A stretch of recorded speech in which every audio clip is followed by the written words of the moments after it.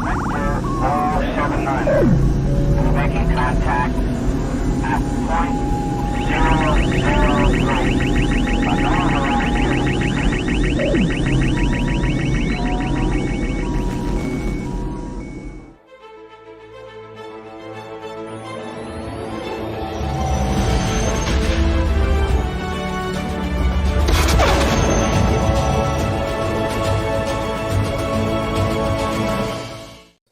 Welcome to Live Action Star Wars. I'm James. I'm Ralph. And today we are talking about Secrets of the Force Awakens, a cinematic journey. A mouthful of a title for a documentary. The title that says nothing. Yeah, really. It's just words. It's got it's behind the scenes of Force Awakens. Making of the Force Awakens. That's what this is. Right. They try to make it so well, I guess, we hadn't had Star Wars in 10 years, so yeah. Let's make it sound intriguing. Let's see it up a little come bit. out by then. Yeah. The only thing the secrets of the Force Awakens only really alludes to the opening montage of everyone, which is super cute. I thought that was a really nice way of opening it, and it does there was that whole thing around the Force Awakens. Obviously, the prequels are coming out, the internet was there, people were talking about it. There was terrible fake leak websites like Super Shadow existed back in the early 2000s. Mm-hmm. And there was definitely that. But in the 2010s, everyone's online. Everyone's on Reddit and Twitter and stuff like that. Spoilers are rampant. So I feel like it's and people just weren't allowed to say anything about this film. And so, that opening montage where we get everyone just be like, oh, can I talk about that? Am I allowed to say that? Am I allowed to talk about this? It is cute. And it's so crazy to think in 2005, StarWars.com had they had a camera webcam set up behind the scenes daily. Yep, the hyperspace. What was it? Hyperspace members, the fan club, essentially. Yeah. I was on that. I used to. Yeah, I have my card somewhere probably, but I used to go and just check out the webcam, and you'd see some stuff on there sometimes. It was wild. It's one of those things. I think everyone talks about George being progressive and pushing cinema forward, but he's a tech nerd. He loves all that stuff. Yeah, there's a line in here where someone, I don't know who it is, a producer or somebody says that they had to shoot this on film because Star Wars is always shot on film, and I'm like, no, it hasn't. Yeah. There's 2 whole movies that weren't classic original trilogy Star Wars was, but what else were you gonna do? Lucha Johnny's here. Hi, Lucha Johnny. How you doing? StreamYard's here as well. Hey, StreamYard. We haven't said hello to StreamYard in a few weeks, I think. I feel don't want them to leave it forever. Yeah. We talked last week. Stevie's here as well. Hey, Stevie. Oh, Stevie, shut up. God, it seems like it was forever ago since we talked about Indiana Jones. I had a long week, dude. Yeah, you were at Comic-Con all last week, right? Not all last week. I was also in LA. In LA as well. Doing some shoot. Yeah, doing both. But yeah, I think it's because we haven't talked about Star Wars. Mm-hmm. I think that's it. I was thinking this as we were doing the intro, and where we're in the off season, where you and I will we only have basically one pick a month, pretty much. And it just feels like forever before you have to take the lead on an episode. It does. It's weird. Off season's weird. Right. I like it. Yeah. But so for those of you who want a double dose of us this week, we'll be not talking about Star Wars on Friday. Yep. And Jeremy just showed up. He's very excited because our other podcast, Invincipod, is back. Do I have a banner for that? I don't think I have. I do have a banner for that. Oh, look at I mean, this, yeah. Yeah, I was thinking about this when I was just jumping into the stream room. We both still have our app handles on there, but I feel like that's just because you can find us at almost any social that we use under those. It's not specifically for Twitter. RIP. But yeah, I sent you a Blue Sky invite. Yeah. Yeah. And I've been kind of just waiting for that so that I can just kind of wean myself off of using Twitter. I've still got it. I still sort of look at it, but I think any new posting or anything that I want to just chat fun. shit about is just going to be over on Blue Sky, I think. I get 2, or I get 1 invite code every 2 weeks, and I've been on it for a month, so I've only given out 2. Very privileged to being so. Because I was like, you're gonna use it. Yeah, I think that's it. I use it. I said to a friend of mine, I was like, look, when I get mine, it'll probably be a few weeks or something before I get an invite code. Like, do you want it? Will you make use of it? Like, everyone will be on there eventually, I think, but like, will you make use of it? And I think that's the thing. It's finding people that want to be and anybody who thinks, if anyone out there thinks that like Blue Sky is this magical place where everybody cool is hanging out, there's like no one over there. It's super really quiet. Not a lot of people. It's like it's like Hive and I'm on Hive. Jeremy Kelly just mentioned Hive. I'm on Mastodon. Like all of those places, there's nobody. There's like you just okay. I just give up. Blue Sky's the same thing. It's the exact same thing. And then in 2 weeks you'll get a invite code, and then in another 2 weeks I'll get another invite code. So every 2 weeks you get an invite code. And so it's just like slowly. Today I had like a weird influx of people that I was like, oh, they're on here. They started following me. Oh, that's nice. But it's still like I think there's like 23 people that follow me or something like that. Yeah, it's tiny. It does remind me of like when I first signed up for Twitter in like 2008 or whatever it was, where it's like you find the people, you start engaging with people, and it grows. And you know, I hope that this one does take off, because so far I really enjoy it. It's fun. I don't know. As you said, it's like everyone just seems cool over there. Everyone just seems chill. It's nice. Yeah. And I'm sure that like as it grows, like they will leak in. But for now, we'll enjoy it. Yeah, there'll be an a-hole that shows up and pretty much everybody is like jumps on and says, no, you're not welcome here. Yeah, that'd be nice. Yeah. But it's kind of cool because like the few people that are on there are really engaging. I asked Neil Gaiman a question, and Neil Gaiman would never respond to me anywhere else, but he answered my question. I was like, oh, great. That's great. Thanks. That's really, really cool. I just had a question, and he was be able to answer me. Robert Kirkman did not reply to us because I was hoping maybe using Blue Sky to get him. He's not on there that much, but I was hoping to get him on Friday's show. But Ryan Otley and Corey Walker are now, so maybe I'll reach out to them. Who knows? Yeah, that'd be really cool. I saw pictures of Ryan Otley at Comic-Con this weekend. Dude's got in shape. Like, I was looking back at a picture of when I met him in like 2009 and stuff. It doesn't look bad at all, but now he looks like ripped. He looks like he's been hitting the gym hard. It's like, hold on. There it is. That's an Otley picture I think I got in 2009. One there and one there.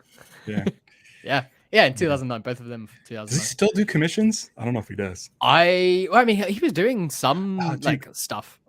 But I don't know. So then I have the Cricket, which is a character I designed, done by Joelle Jones, and I absolutely adore her work.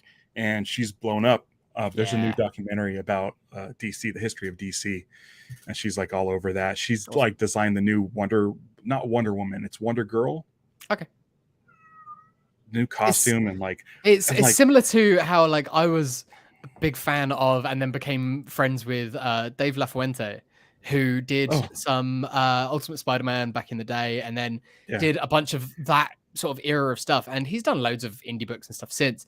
But it's just like whenever I see Ultimate Spider-Man or some early Miles Morales stuff, and considering how big Miles Morales is now, I'm just like, you were there like at the impetus of this. It was you and Bendis who were doing this stuff. Like, that's great. I love that stuff. He's a cool dude. Yeah, I like that. I like following careers. I didn't realize I was following careers until they start blowing up. Yeah, that's it. You just think like these are cool, nice, friendly people, and then they get really successful, and it's like, that's awesome. I'm so happy for you. Yeah. I mean, we've been following Star Wars since it had already blown up by the time I was there. I Yeah, I mean, I hadn't followed It kind of it blew up since straight probably away, so we Empire. can't really say that we were there from the jump with Star Wars. But Right, um, right. when was the last time you saw this documentary? I assume that you have seen it before. I probably watched it a dozen times when I got it on. I think I got the 3D Blu-ray Oh wow. because I had a 3D TV at the time. Since sold that off, but I would watch it a lot because it was at a time where Star Wars was gone for 10 years. Yeah. And so you try to find as much Star Wars as you can get. And when, you have behind the scenes stuff and it's in, HD and it looks great. And it's like, I just want to watch it over and over again because, you end up watching the movie a ton of times. You see it a couple times in the theater. You watch it a bunch on DVD or whatever. And then it's like, the movie. It's just like, now you want the rest. Now you get to see like the behind the scenes stuff. The shot. I thought this was the documentary where John Williams gave Daisy Ridley the sheet music that he wrote Ray's theme on. Oh, I know that shot. I can see that. Yeah. But I think that was a different ancillary thing on it might be like an iTunes exclusive or it's somewhere. It's like the John it might be music. like about the music sort of thing. Yeah. Cause there's not like he's in this, he pops up in this, but he's not in it that much. I think he's got like because it's weirdly doesn't talk a lot about the making of the movie. Like there's behind the scenes, but it's mostly people talking about what Star Wars means to them and how excited they are to be in the movie. But they're not like, they show a little bit of Maz Kanata with the dots and the motion capture, but they don't really get into like, how do they do BB-8? What is Bill Hader and Ben Schwartz involvement with that? Not even mentioned. It's not really that kind of making of. It's like, oh, here's Dennis Muren. We all love Dennis Muren, and Dennis Muren's like, I've been working on these for a long time, and then it's kind of like the grandfather around here this. now. Like, yeah.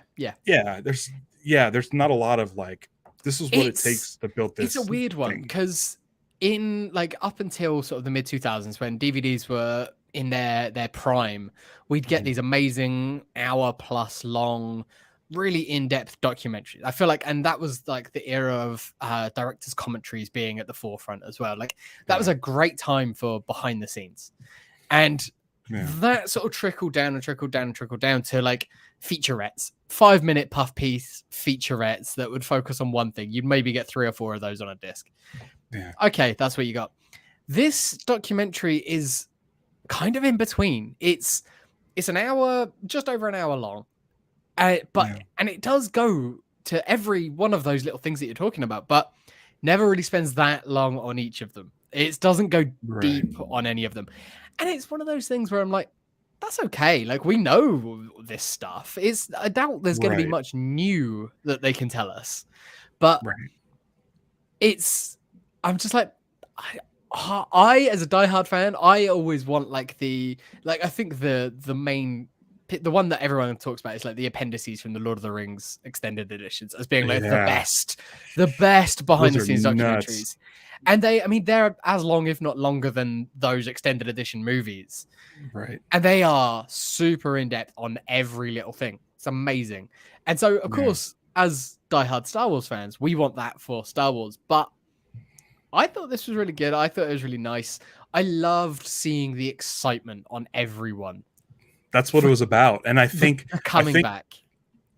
back when I was watching it on the Blu-ray, I was getting excited about that. I feel like watching it now, I wasn't as excited about watching this like as it was happening. I wasn't as excited because I'm like, we've spent the last like 8 years watching people being excited about being in Star Wars, and it's like, oh, I kind of want to know, like, get the nuts and bolts. So at the time it was great. Now it's like I know that you were excited. yeah we all were, but I don't know, it took me back 8-9 years to like, I remember specifically where I was when I saw the news about the sale and everything, and that from that day onwards until the Force Awakens released, like, it was amazing. It was such a great time. It was like 98 into 99 again, like that run up into a new Star Wars after so long. It was a cool time to be a Star Wars fan. I remember seeing the trailer. I was at my sister-in-law's house in a bunk bed, I believe. I believe Oh, I was wow. on the top bed of a bunk bed. And I popped on my phone and I was like, oh, okay. Yeah. And I just like watched it. It was just the one where it's like a Boom, minute Finn long. pops up. Yeah. Finn pops up, BB-8's rolling, and like that one. Mm-hmm. There's been an awakening. It made me want to watch Force Awakens. Because it's been a while. It's fun watching this after seeing this trilogy complete. Yes. That is the most interesting thing about this. Mm-hmm. I think for me, the most fascinating thing is the table read, or I guess they're not at a table, but the reading of the script. The read through, yeah. Where Mark Hamill reads the final lines of the script and says something to the effect of it's her finding Luke Skywalker, and it's the promise of an adventure to begin, or something like that. And I'm like,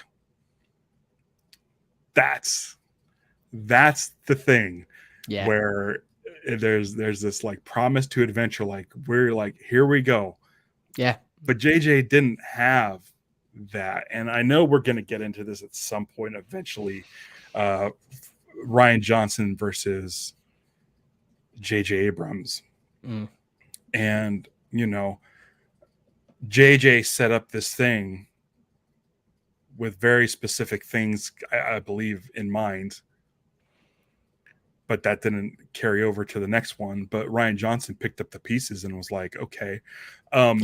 See, this is why I don't think he had specific things in mind. If he did, they were only in mind. He didn't have them anywhere else. And so, Ryan's sort of left with a bag with nothing in it that he can see, that he's allowed to see. And he's like, okay, I guess I'll put my stuff in this bag then. But that's the fun thing about this perspective of being 2015 is seeing how stoked John Boyega is to be in Star Wars. Love it. Love seeing him and you just see him now, and it's like something in there happened, and it kind of makes you broke him, like super bummed. Adam Driver talking about how he's not a bad guy. He doesn't think any bad guy's a bad guy. And his the right thing. His actorly struggle to find it, to find where how he's got to play it. Yeah. And them all talking about, and like Gwendolyn Christie talking about how excited she is about this character Phasma. So great. And it's one of those things where you're just like they were all excited about this movie. She can barely contain herself. She can't get a sentence out without like bursting into giggles. Just the fact that she's there. Yeah. And just like this promise of, because Force Awakens is great. I like Force Awakens a lot. Yeah. And just this sort of like, we're all happy this turned out. We're all happy the way it's going. And this is terrific. And everyone's great. And JJ's great. Everybody's great. Lucas is like, Kathleen Kennedy is the way to go, and this movie is wonderful. And then you look at today and you're like, man, I wish I could go back to 2015 when everyone seemed happy. Yeah. But, yeah. I mean, it was 2015. I feel like there was a couple of big things happening in 2016 that sort of kind of ruined a lot of the world, and it just seemed to sour everything, like both continents. It just kind of bums me out. Like, just seeing it now, seeing their excitement now, watching it, and just like, you guys don't know. No one knows what's going to happen. No. And I have nothing against Rian Johnson. I think he took the series. He pivoted off of Force Awakens, which was a really safe movie, which I think it had to be after the prequels. Yeah. After the prequels, prequels were pretty divisive. And so, even in 2015, people weren't like, they were coming around on it. Clone Wars had its run, but like they weren't as hot on them as they are now. Like the Gen Z and like younger millennials like weren't as hot on it. It was still like that sour taste. There was a sour taste from a lot of Star Wars fans. Yeah. So they played it kind of safe. A lot of people after the fact started complaining that it was just a remake of Star Wars, which, I'll take There's my Star elements. Wars any way I can. Yeah. Yeah. There are The definitely whole elements, poetry, it did make me think like the whole it's poetry, it's rhymes is fucking bullshit and just lazy. I see a lot of posts on Twitter and Instagram and stuff where someone will take a frame from one Star Wars movie and put it next to a frame from a different Star Wars thing. The latest one I saw was like Kylo Ren standing in front of no, it was Luke Skywalker standing in front of Kylo Ren's AT-ATs from the Rise of Skywalker, and then an image from the Clone War of Anakin standing in front of some big tanks and stuff, and the two shots were similar and stuff. And I'm like, it's like poetry, it rhymes. No, it's copycat. It's taking it's doing a thing that's safe and easy. And the one thing you got to hand to Rian Johnson was he took a swing. And I love it. I really like big swings in Star Wars. I think the main problem was that Rian Johnson left it in a real crazy place when he was done, where he just had a Millennium Falcon worth of rebels and Kylo Ren killing Snoke and Luke Skywalker dead. Such a tough place to leave the movie. But I feel like both of them kind of had that. Force Awakens to an extent, because you're literally left on the cliffhanger on a cliff. But it's not quite as, I mean, it's in a weird way, Last Jedi is more of an ending because everyone's off on their own teams, but it's still like thematically, tonally, story-wise, it's left on more of a cliffhanger, whereas this is literally we need to pick up the next moment. They're both such odd endings because they're not endings. And I love both movies. I really like all three movies. But I was thinking about this, and it's the same with I saw I think it was Royal Fanboy on Twitter, one of our friends on Twitter, because we do still use the live action Star Wars Twitter. He was posting as like, I don't rank or rate Star Wars, but if you ask me what my favorite Star Wars is, it's always going to be the one that I read or watched the most recently. So for me at the moment, it's Rise of Skywalker, Andor, and the Revenge of the Sith novelization. I'm like, that's great. That's such a good, because I kind of feel that same way. It's like, it's always the one that I just watched because I had such a fun time watching it or reading it or listening to it. It's always that way. Yeah. And I think there's more stuff I like in The Last Jedi than I don't like. Oh, 100%. 100%. There's things that I don't like about all three of them. This one, weirdly, probably the least, but because it's the safest, it doesn't take as many big swings. So there's probably, it's probably got the one that I like the stuff that I like the least amount of it. I don't know what I'm saying. But I know what you mean. Yeah. It's got the least of the least offensive. It is the least offensive, but it's also the safest. Whereas the other two do stuff, and not all of it lands for me, but when it does, it really does.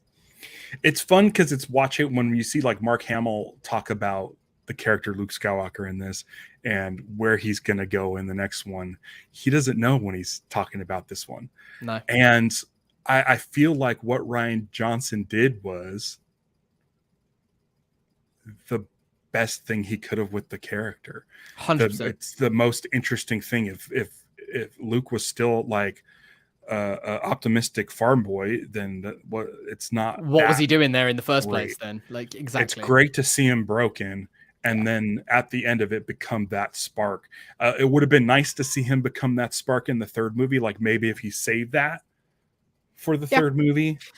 But at the same time, like it's such, like I almost wish, not that I wish Rise of Skywalker wasn't there, but I wish The Last Jedi story bled into the Rise of Skywalker a little bit more. I remember after, because they talked about this, where how JJ was apprehensive to come on in this one in the first place. And I remember I was following every bit of news. Slashfilm.com was great for coverage of this at the time.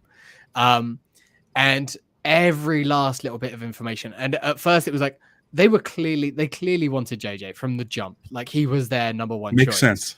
Makes sense. Absolutely makes sense. He was the perfect guy at the perfect time for it. He, I think, turned it down at first. They don't really go into saying that he turned it that's down. the thing. They don't go into that stuff. But he did. Like, he did turn it down. It was officially not him for a brief period of time. And then it was him. And then we had the Michael Arndt and then not Michael Arndt, which they talked about in this. I thought that was a nice way of covering the fact that, he left the project. And then, so I remember then, and then before this film even came out, we had the announcement of Rian Johnson doing the next one. And at the time, like after this came out, it was a case of, Rian is writing and directing 8, and he's potentially writing 9 as well, but maybe won't be directing it. Yeah.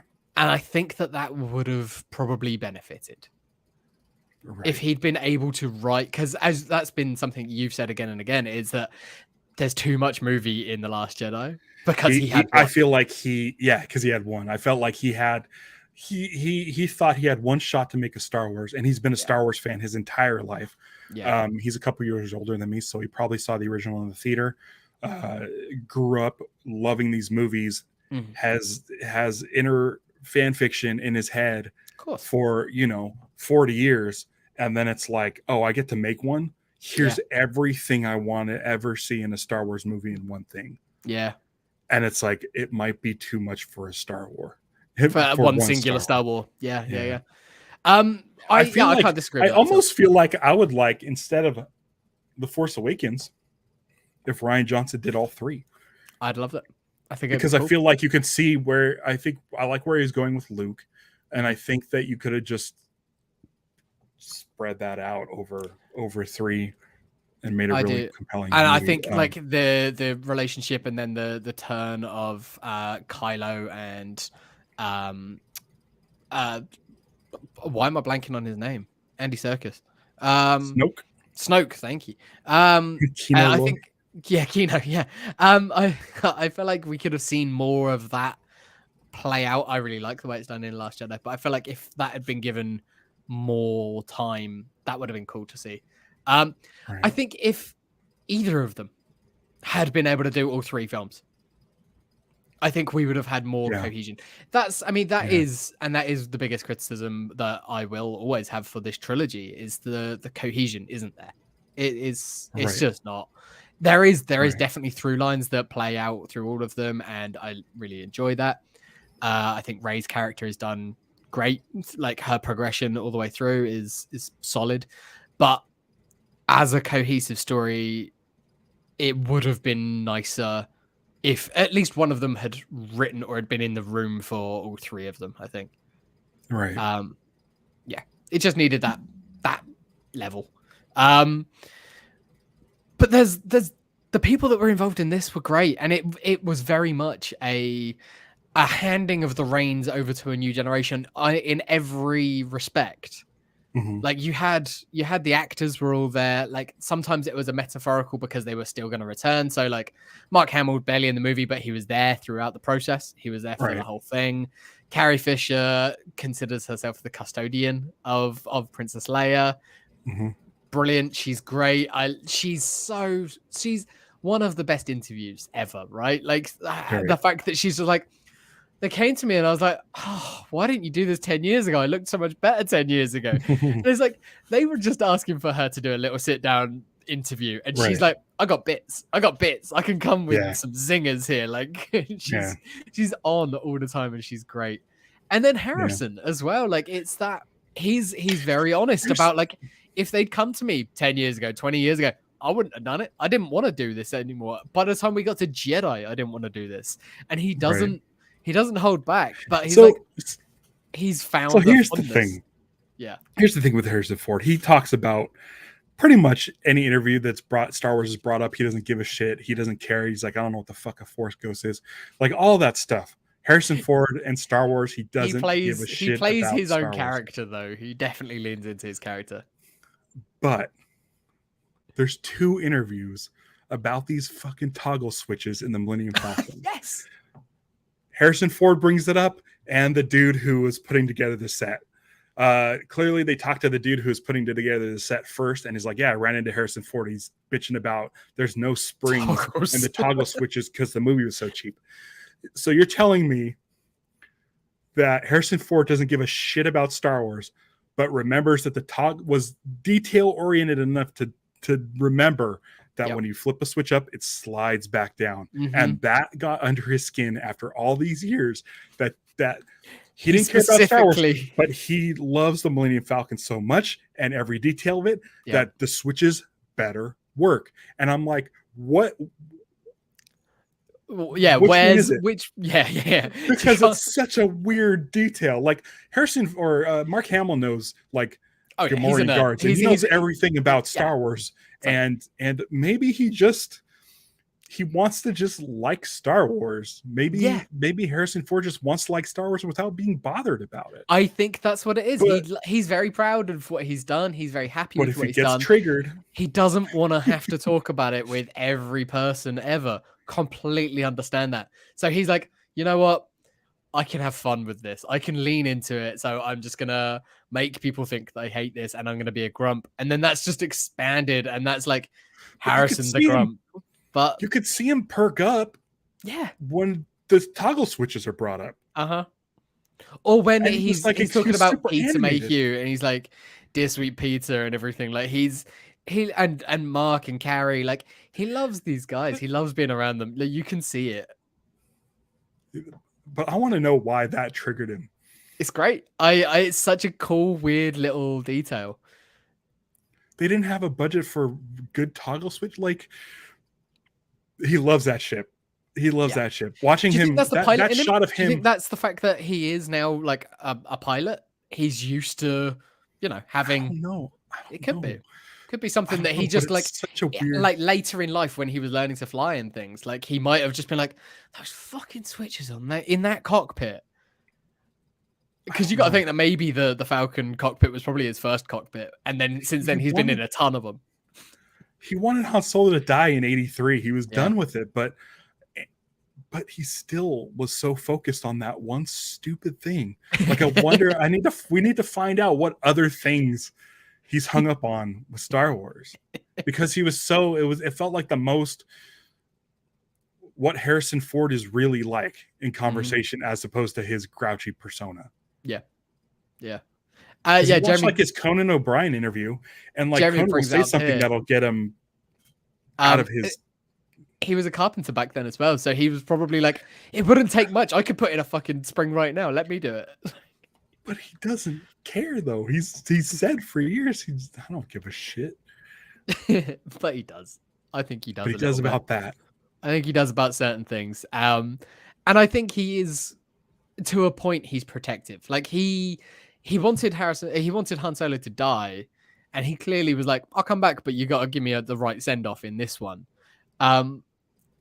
But I think that's the thing. He wanted the right send off. He didn't want it to be off screen. Right.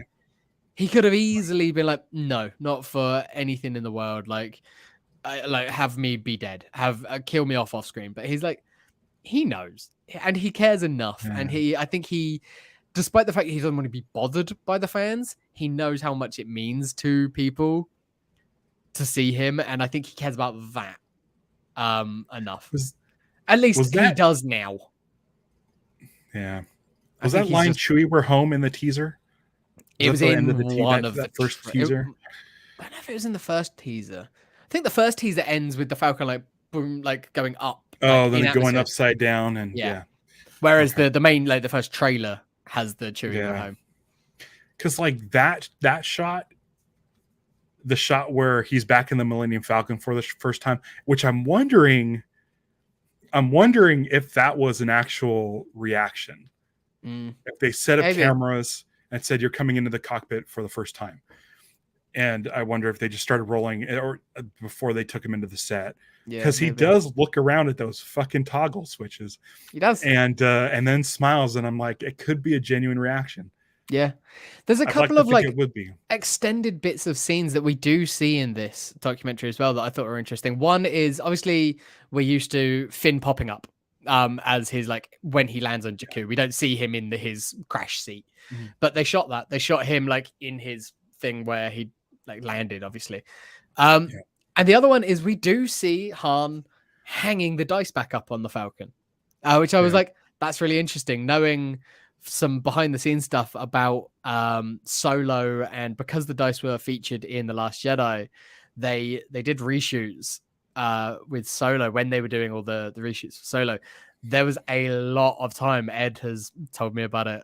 There was so many dailies that he had to trawl through of just close-ups of those fucking dice, and he's just like, those dice, man, they spent so much time on those dice. And it's like, it's one of those details that I don't think Harrison Ford really cared about the dice, but they are a prop that people care about. Like, they are something that everyone has glommed onto for so many years.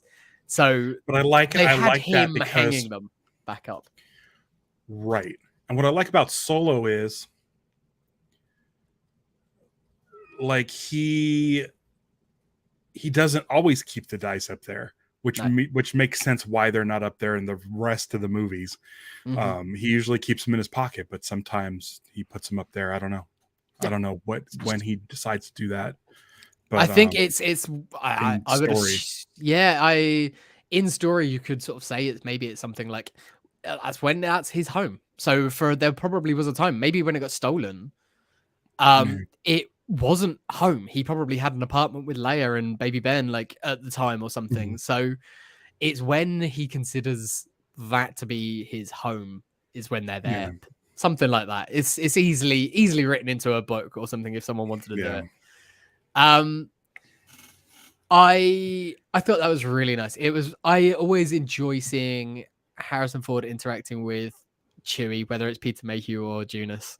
Because again, it seems like he's got an affection for the character. Yeah. And it's like he could treat it like his dog sort of thing. Like, I'm sure that in his mind he's like, it's one man and his dog. He did that. He did a Call of the Wild movie a few years ago. Like, he does. Guy must love dogs. Like, yeah, the when you go to Galaxy's Edge, the Chewbacca there doesn't look right. It just doesn't look right, but it's still really exciting. Yeah, because you're like, that's just Chewbacca. I accept this is Chewbacca. So for him being on set with the real Chewbacca again after 40 years or something like that, a little bit less than that, it's like, whether it's Peter Mayhew or Junus, it's probably I don't know, it's probably exciting because every time you see a behind the scenes thing where they're talking about Chewbacca, everybody's hugging Chewbacca. Always. Seeing Junus in this was fun because we've talked about it a lot. Everyone's talked about how Junus has done such a good job like filling those boots, and he's brilliant. He's got the walk down.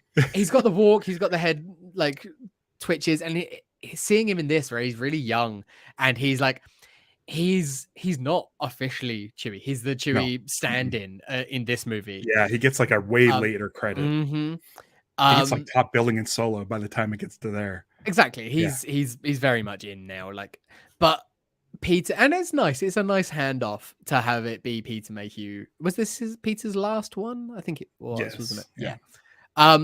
But to see the way that Junus is so happy to learn from the way that he moves, the way he just tilts, and the way he talks, he does the noise really well. Like, I'm sure that all of that's like added later as well, but it's because Chew's always given dialogue in the scripts. Exactly. He says stuff. And Peter Mayhew delivers those lines on set, which was so good. But to see him learning is lovely, and having Peter sort of like talk about that, how he's just like, I enjoyed teaching this guy that. He's like, he's a little bit shorter than I was, but it's close enough. I thought that was really nice. On the behind the scenes front, seeing like Larry Kasdan's there, obviously writing the script. Dennis Muren, Phil Tippett talking about the chessboard. Like, it's one of those like cute moments where I was like, all right, it doesn't need to be the exact moment, but because that was a Phil Tippett idea, I'm like, that's cool. I like it. Good for you, Phil. I'm glad that you got to play with your toys again. Like, and he was crotchety about it and didn't give the characters names. He's like, when this big guy hits that big guy, now it's this guy's turn. It's like, it's perfect. He's great. You watch Poker Face? I still haven't seen it. No, I want to. I'll Check get out there. Poker Face. I highly recommend it. Speaking I've of got Ryan it. Johnson, Yeah. there's an episode where Nick Nolte plays a Phil Tippett. Essentially, he plays Phil Tippett. Yeah. Came out the same week it's as that pretty Phil funny. Tippett movie as well, like that episode, wasn't it, or something Right. like Something really like close that. to And it. It's Phil like so Tippett, weird. they use Phil Tippett maquettes and models and stuff, and he was on the set as a consultant. And that was last summer, wasn't it? I think, and it was just like there was a weird like month of Phil Tippett where we had some Light and Magic Like Light episodes and that were Magic, really focused on him, his new movie, and then that Poker Face episode. I was like, is the Phil Tippett like what's going on? But it's great. It's I so love great. to see it. And seeing them when they open up the archives and they walk through, and you're like, oh, okay, cool, right? So there's Doug Chang, there's Matthew Wood, there's Kathy Kennedy, there's Larry, there's Phil Tippett, and they're like, there's it was Dennis Muren's like quite up front, and he's so tall you can't miss him, and then Phil Tippett's just like in the bag, just like walking through, just like, yeah, fucking back here again. It's like, but knowing like how close Phil and Dennis have always been is just like, it's great. It's he's so like good. Harrison Ford, though. Like 100%. he's crotchety about it, but you know, he's the behind the scenes he Harrison likes Ford. it. Yeah. It's great, but yeah, seeing those generations of guys like all still there. Like you had the original trilogy folks who have been there for the whole time, and then you had the guys who came on during the prequels, like Doug Chang and Matthew Wood. Yeah. And they are now in the sort of the executive positions. They were working their way up to it during the prequels, and it's now their show, and the elder statesmen are like there as consulting, which is it's cool. It's a generational thing. I think that's one of the things that I love about Lucasfilm is that yes, there's a lot of new blood there, but it's still there are some of those guys who are generational, and it does go through. It's old school sort of studio. Yeah, it's fun. It's fun. There was a scene when they were talking about set design. There was a line, and it was JJ that said it, and I really enjoyed it. They're talking about building the Falcon, and they're talking about how they got to make it right, because the line was, "The scene is not going to be good just because it's there." And I thought that was really interesting, because so much of the criticism of all of these films is it's just style over substance. It's like you've put it there, and it's the member berries, isn't it? It's the, hey, look, it's the Falcon. You love the Falcon, member. Whereas it's like they didn't have that in mind. Like it might have diluted to that as the trilogy went on in some people's estimations. Like some people say that about Rise of Skywalker for sure, but they were really trying to make it like it's there for a reason. It's not just there because we're doing it. And I thought that was a really good line. It was nice to see that they were at least thinking about that stuff, whether it worked for you or not. Like it's there they are thinking about it. Jeremy Kelly, last summer was hot Phil Tippett summer. Absolutely. It's seeing the new kids were on there. When you're seeing the behind the scenes interviews of Daisy and John in particular, they look so young. Obviously, those two are both 5 years younger than me. One of them was born in March. One of them was born in April, like 3 days later than me. I can't remember which way around. 5 years. They're both 92. I'm 87, and so like they were kids when they were filming this. They're like 21 when they're making this film. And it's crazy to think about that now, and seeing the enthusiasm. They talk about how John Boyega was like one of the biggest Star Wars fans that they brought onto the project. Daisy Ridley was basically unknown, and finding her was the biggest challenge. I'm kind of hoping this new episode 10 or whatever it's going to be called. I'm hoping New Jedi Order, I'm hoping they're both. I'm hoping they're both back, and I'm hoping that they're excited about it again. Because watching them excited in this made me bummed that they aren't now. I think Daisy is. I think Daisy's got there. I think she maybe wasn't immediately after Rise of Skywalker, but she got there. whether I that's feel just like if a career reasons or whatever. But yeah, yeah.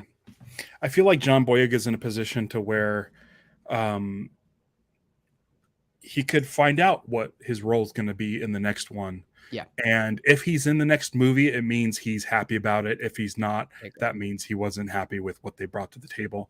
So if he's in it, I'm assuming he will have seen what they've done with his character and he's happy about it. So the news this week was, because a couple of weeks ago it was reported that like Daisy and Kathy Kennedy and like everyone involved in that movie are like, they're actively trying to get him on board. Like using the friendship between him and Daisy that seems to still be there, like using that as a, hey, look, I'm coming back, like it's gonna be good, I really like, we can do this and we'd really love you to be back, we understand if you don't want to. And then the news this week was that he has, I think, reportedly said that he is open to it, but so that Okay. lends itself to that thing of like, I think it's in the same way that Donald Glover said about the Lando series, like, we'll do it when it's right. Whereas this is John saying, I'll come back if it's right. And that's good. Right. I think that's a great position. That's the thing. I mean, the sort of promise of the Force Awakens and what this did was, and Lawrence Kasdan says it, like he's a ex stormtrooper, and that's interesting. Yeah. And they really don't play on that ever again. I know the Rise of Skywalker has Janna, and there's like maybe one scene where they discuss that, but it's kind of like when he did the first one, of course he's going to do it. Anyone would do it. It's of course. a great opportunity, and usually when that happens, you sign a 3-picture thing so you can make sure that you're available for all 3 movies, and you don't really get a say in what the future of that character. You might, but it doesn't seem. Yeah. It doesn't seem. I feel like way. the young actors of their level where they were in their careers at that time, they probably didn't. They got like spoken to. Like JJ goes out of his way, and they both said, like, JJ talked to us, and he's like, are you ready for what this will be? Because it's Star Wars, it will take over your life. Like, you got to look at the cautionary tales of Jake Lloyd, Hayden Christensen, like Natalie Portman to an extent. Like, there are ways that you can come through this, and Mark Hamill. It doesn't have to define who you are for the rest of your career, but you will always be known for it. No matter what, you will always be that guy in the Star Wars film. And it's, I mean, anyone who comes onto a Star Wars film, especially that young, it's brave. It's a brave decision because you're always going to be associated with that now. But they both seemed excited. They were both into it. They were both looking forward to what the future would bring. I do think that Finn was underserved through the rest of the trilogy completely. But you know what? If they come back around, and they do him justice, all worth it. I feel like now it's completely his decision. Yeah, and I think that's great. He's not gonna. I don't think he'll make that. I don't think he'll agree to join if he doesn't think it's good for his character. So I agree. I'm excited. Completely agree. I want them to be excited again. I really do. I do too. I mean, being on stage at Celebration, it's easy to be excited. I'm sure that like Daisy really was, and I'm sure that in a similar way, I don't think she would have wanted to come back if she wasn't excited about doing it, if she wasn't interested in what they were talking. They don't have a script or anything yet, but like the ideas that they're throwing around of what it is, what they're going to do with her character. So hearing that, great. I'm all in. Like, and then Force Goes Ben. Force Goes Ben Solo. Absolutely. Like I feel like I'm hoping that we really get a. I like the dyad of the Force concept, and I think it would be nice to continue that. I think it would be nice to. It doesn't need to go away with his death. If she's struggling on her own, if she has issues with the dark side because of who she is, I think it would be perfect for her to continue to have that dyad with Ben Solo and sort of work out those struggles. I mean, I don't know. It could be anything, but I just, again, want to see all these people happy. I want it to be one of those things where if Adam Driver's like, hey, this is a cool idea, I want to come back. If people are willing to come back, that means that they have faith in the story that's going to be told. And that makes me excited for them to see them excited again. because I they're completely all agree. so excited in this one. And So bring back so Phasma pumped. I mean, yeah, because in oh Ewok my Adventures god, 3. Gwendolyn Christie is a joy in these interviews. She's Yeah, so good. yeah. She reminds me of Phoebe Waller-Bridge in like interviews and stuff when you see them talking. Like not in terms of their performances or anything like that, but I think it's just they both have a similar sort of cheeky fun way about them that I enjoy. They seem great. She's really fun.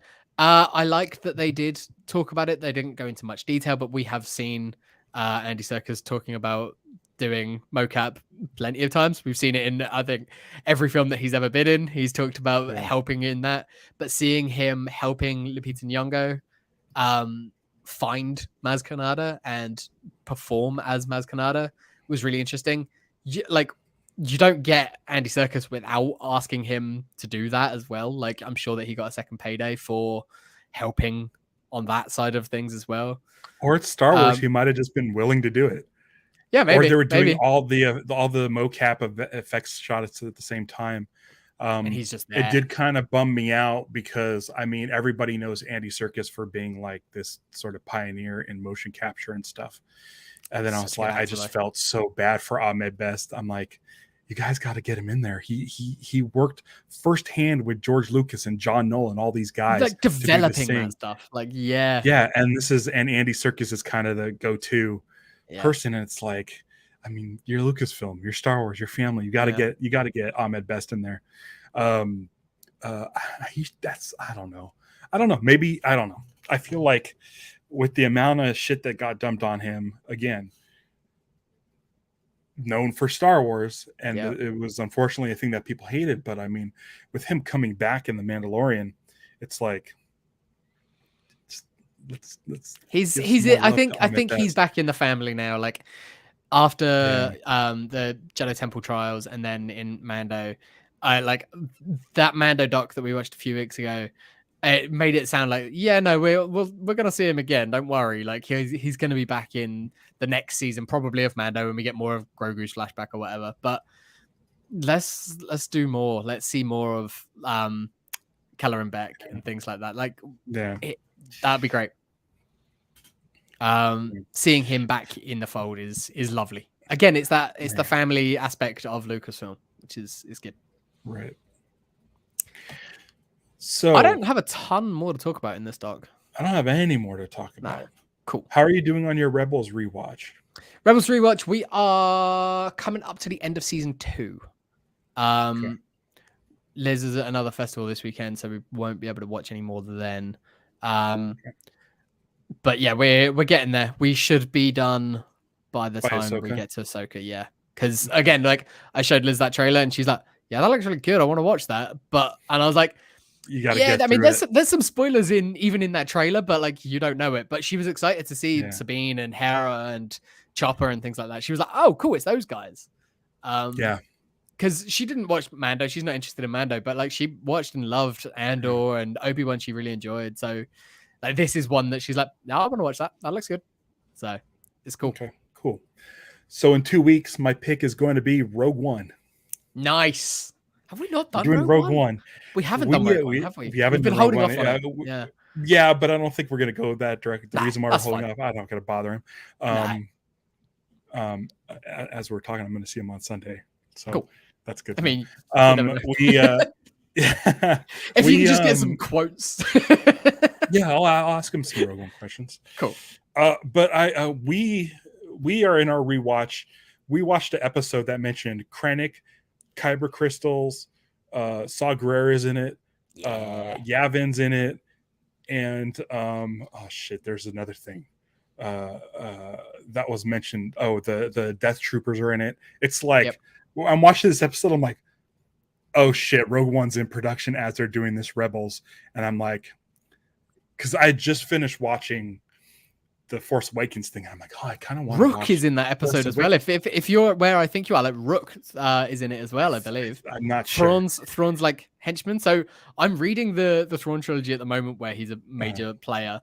And this will be my first watch of Rogue One since reading Catalyst again, which is the prequel. So like I'll have some juicy extra bits for Rogue One.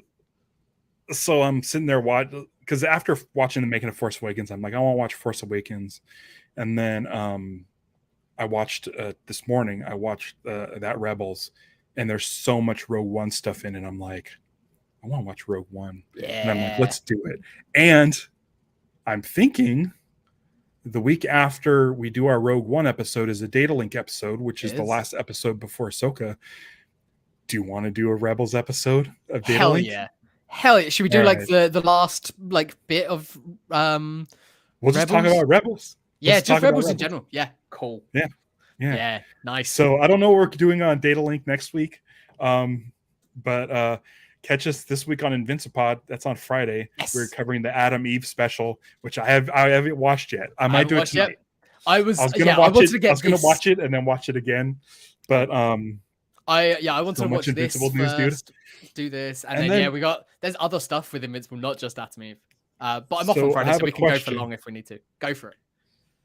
Invincible starts November 3rd. I'm off. And they're dropping 4 episodes? Are they? Okay.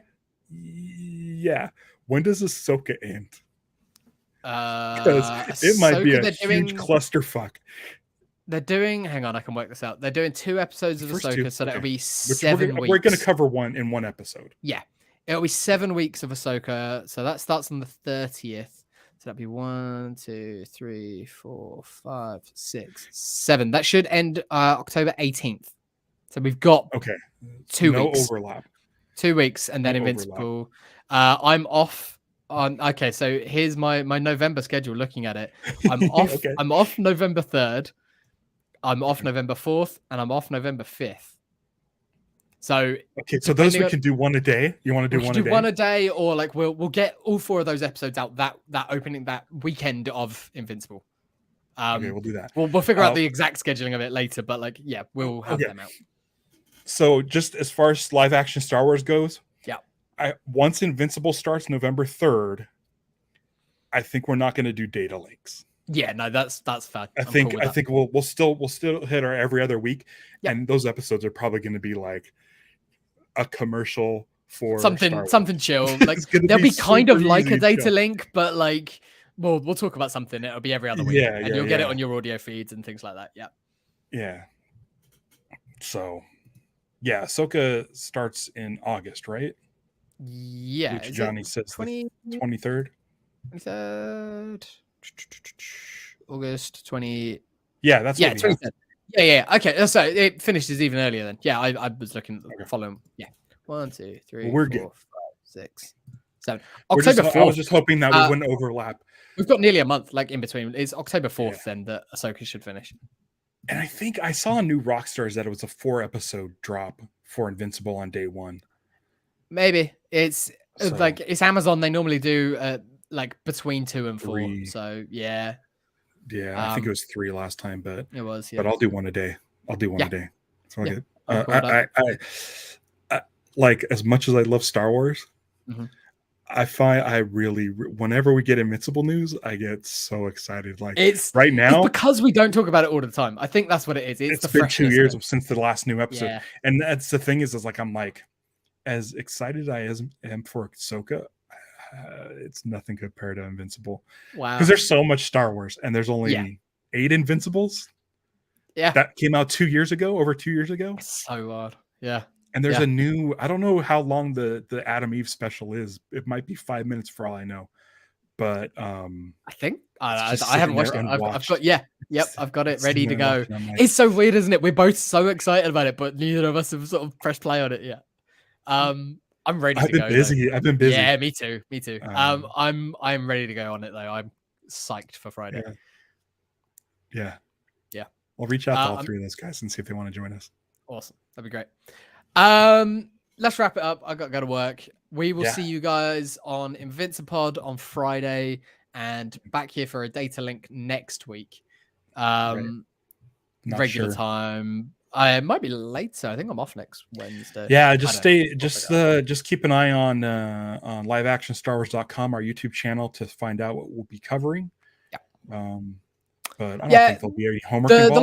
the live action Star Wars Twitter account is always still there as well for now, and Instagram. You can find us there. If you're on Blue Sky already, come follow us. If you're not, we'll get you there eventually. But yeah, until Friday, don't give it to hate. Celebrate the love. Punch it.